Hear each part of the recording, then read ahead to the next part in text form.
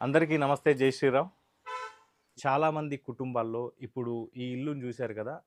ఎలా ఉంది అనంటే మనకి ఇది ఒక నెక్స్ట్ ఆల్రెడీ గర్భాపస్ అయ్యారు. వాళ్ళకి మళ్ళీ మన సాంప్రదాయబద్ధంగా హిందూ ధర్మంలోకి తీసుకురావడానికి మళ్ళీ ఇంకోసారి వాళ్ళతో మాట్లాడడానికి వచ్చాము. అయితే ఇంతకుముందు మీకు గుర్తుందనుకుంటా. అనిత అనే మన ఒక చెల్లెమ్మ వాళ్ళ ఇంట్లో ఒకప్పుడు వాళ్ళ ఇంట్లో యేసు ఫోటో ఉండేది. ఆ ఫోటో తీసేసిన తర్వాత ఎందుకు తీసేసాము అనంటే ఎగ్జాంపుల్ అండి, మీకు ఒక 10 కమాండ్‌మెంట్స్‌లో ఒకటి చెప్తాను. పైన ఆకాశం అందే గాని, కింద భూమి అందే గాని, భూమి కింద నీళ్ళ అందే కానీ, ఇంకేముంది ఇక్కడ?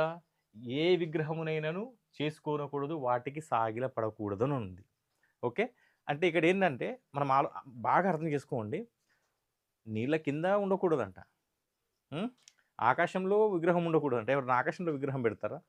నీళ్ళ లోపట విగ్రహం నువ్వు దేనికి కూడా సాగిలపడొద్దని ఉంది. అయితే ఇక్కడ చాలామంది ఏం చేస్తారు అనంటే విగ్రహాలు అనంటే విగ్రహాలే కాదు. ఇప్పుడు ఇక్కడ ఉదాహరణకి ఇక్కడ ఉంది. ఇక్కడ ఎవరు? మేరీ, యేసు. అవునా? ఇప్పుడు ఈ మేరీ, యేసుని చాలామంది విగ్రహాల్లో మనం చూస్తాం. చూస్తామా చూడమా? యేసుని పట్టుకున్నది విగ్రహం మనం చూస్తాం. అవునా? అయితే ఆ విగ్రహము అది కూడా విగ్రహమే కదా! ఇక్కడ ఏం చెప్తున్నాడు? బైబిల్ ప్రకారమే తీసుకుంటే పైన ఆకాశం మీద గాని, కింద భూమికి మీద గాని, భూమిలోక నీళ్ళ లోపట్ల గాని విగ్రహాన్ని నువ్వు చేసుకోకు అని చెప్తున్నాడు. మరి విగ్రహం చేసుకోవద్దని ఈయననే చెప్పి, మళ్ళీ విగ్రహాన్ని ఎవరు తయారు చేసుకుంటున్నారు? క్రైస్తవులే కదా! అవునా? ఇప్పుడు మేరీ, యేసు మేరీ ఏం చేస్తే యేసుని ఎత్తుకున్న ఫోటోని చూసినావా? ఫోటోతో పాటు విగ్రహం కూడా చూసినామా? మళ్ళీ చర్చిలోకి పోతే ఏం చేస్తారు? ఇట్లా సిలువాకారంలో ఏముంటది? సిలువ ఉంటది. అది కూడా ఒక విగ్రహం లెక్కనే కదా! దాని మీద చున్నేస్తారు. చున్ని కప్పుతారు. అవునా? అది కూడా విగ్రహమే కదా! నువ్వు చాలామంది దానికి సాగిలపడతారు. ఇప్పుడు యేసుని సిలువ మరణం పొందిందంటారు. అవునా? సిలువేసిర్రు యేసుకి. సిలువ ఏసినప్పుడు చాలామంది ఏం చేస్తుర్రు? సిలువకు మొక్కుతున్నారు. సిలువని మెడలేసుకుంటున్నారు.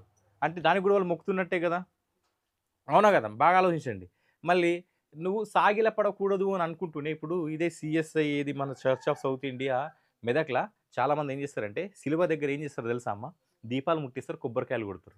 నువ్వు భూమి మీద ఎలాంటి విగ్రహం చేసుకోవద్దు అన్నప్పుడు మరి నీకు సిలువ ఎందుకు నీకు? మేరీ, యేసు బొమ్మున్నదని నువ్వెందుకు మరి పూజిస్తావు? అవునా కదా! మనము ఏం చేస్తున్నారంటే చాలామంది క్రైస్తవులు ఒకవైపు విగ్రహారాధన వద్దంటూనే మళ్ళీ విగ్రహాన్ని పూజిస్తున్నారు. మేరీ, యేసుని పూజిస్తున్నారా లేదా? ఒకవైపు ఇంకొక నీకు ఏ రూపాన్ని కూడా నువ్వు పూజించొద్దంటూనే సిలువను పూజించుకుంటున్నారు. ఏమనంటే ఆమెనంటే ఇట్లా కూడా పెట్టేసుకుంటారు. అవునా?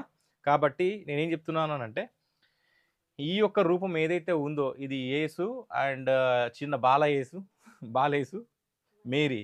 ఇదేమన్నా నిజంగా చూసిన వాడు ఇది చిత్రీకరించిండా? నిజంగానే యేసుని చూసిన వాడు ఇదేమన్నా ఈ ఈ బొమ్మను గీసిండా? గీయలే గదా! అంటే ఇది గూడా బొమ్మనే గదా! ఇప్పుడు దీన్నే తీసుకెళ్ళి చాలామంది ఎవరికైనా క్రైస్తవుల దగ్గరకు ఏమనొచ్చంటే, నేను అరే! మీరు విగ్రహాలని మొక్కరు. చిత్రపటాలని మీరేం జేస్తారు? మొక్కరు కదా! ఇదే తీసుకెళ్ళి తన్నుమని చెప్తా. తండుతాడా? తడుతాడా? తండడు. తండుతాడా? కానీ మనమేం జేస్తాము అనంటే, ఇది యేసుక్రీస్తుదా? లేదు అనంటే అది పక్కన పెడతాం. లేదంటే యేసుక్రీస్తుకు సంబంధించిన క్యాలెండర్ పక్కన పెడతాం. కానీ దీంట్లో ఎవరు? మనం అమ్మ సరస్వతి.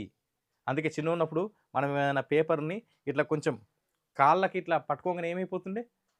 ఏం చేస్తుండే? మొక్కుతారు. మొక్కుతారా లేదా? మనమెందుకు? అమ్మవారు కాబట్టి. సరస్వతి దేంట్లో ఉంది ఇంకా? ప్రతి అక్షరం గూడా అమ్మవారిదే కాబట్టి మనం పేపర్‌ని తొక్కినా గాని మనం మొక్కుతాం.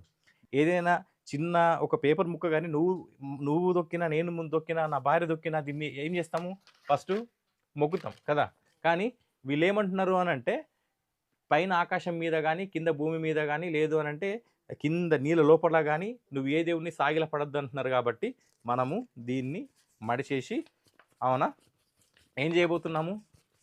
బయట ఎక్కడ పెట్టేయాలో అక్కడ పెట్టేయబోతున్నాము. ఇంకోటి, యెహోవా నిన్ను ఆశీర్వదించి నిన్ను కాపాడును. యెహోవా నిన్ను ఆశీర్వదించి నిన్ను కాపాడును. అంటే ఈ ప్రపంచంలో చాలామంది నాస్తికులు కూడా ఉంటారు. మరి వాళ్ళు కూడా చాలామంది డెవలప్ అవుతున్నారు కదా మరి. వాళ్ళని ఎవరు కాపాడుతున్నట్టు?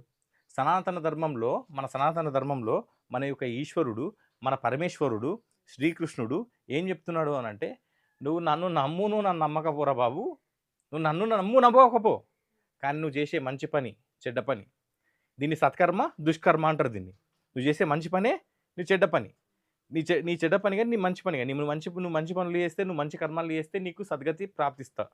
లేదు నువ్వు చెడ్డ కర్మలు చేసినావనుకో, ఆ చెడ్డ కర్మలే నిన్ను తీసుకెళ్తాయి ఒక నరకానికి, లేదు అనంటే యమలోకానికి తీసుకెళ్తాయి. మళ్ళీ మళ్ళీ ఇంకో జన్మ నువ్వు ఎత్తాల్సిందే. వాటికి మళ్ళీ నువ్వు రుణం తీర్చాల్సిందే. అర్థమవుతుందమ్మా నేను చెప్పేది. కాబట్టి ఇలాంటి చిన్న చిన్న వాక్యాలు పెట్టి చిన్న బీదల్ని మోసం చేయడము ఇది కరెక్ట్ కాదండి. అందుకని ఇలాంటివి ఏమైనా ఉంటే ఫస్ట్ మీరు మొక్కకూడదు. ఇటే తీసేయి. మీరే విగ్రహాలని పెట్టొద్దు, మీరే దేవుళ్ళని పెట్టొద్దు అని చెప్పి మీరే ఎవరైతే మొక్కుతున్నారో వాళ్ళందరికీ కూడా ఒకటే చెప్తున్నాను. ఇవన్నీ మడిచి ఎక్కడ పెట్టాలో అక్కడ పెట్టేస్తామండి. అందరికీ మరొకసారి జై శ్రీరామ్. ఇప్పుడు ఇలా ఉన్న ఇల్లు త్వరలో నేను ఛాలెంజ్ చేసి చెప్తున్నాను. 6, 7 నెలల లోపల ఈ ఇంట్లోకి, ఈ కుటుంబంలోకి అనుకోని అద్భుతాలు జరుగుతాయి. వీళ్ళు ఇప్పుడున్న స్థితి కంటే ఇప్పుడు నీకేదో ఇక్కడ ఇది కనిపిస్తుంది. ఇదని చెప్పాలంటే ఇక్కడ కరెంటు కూడా లేదు. కరెంటు కూడా లేని స్థితిలో ఉన్న స్థితి నుంచి వీళ్ళు ఒక 6 నుంచి 7 నెలల లోపల ఎలా అవుతారో చూడండి. ఇది మరో అనితక్క సాక్ష్యం అవుతుంది మీకు. సో మరొకసారి దీన్ని బాగా అర్థం చేసుకుంటారని అనుకుంటూ సెలవు తీసుకుంటున్నాను. జై శ్రీరామ్.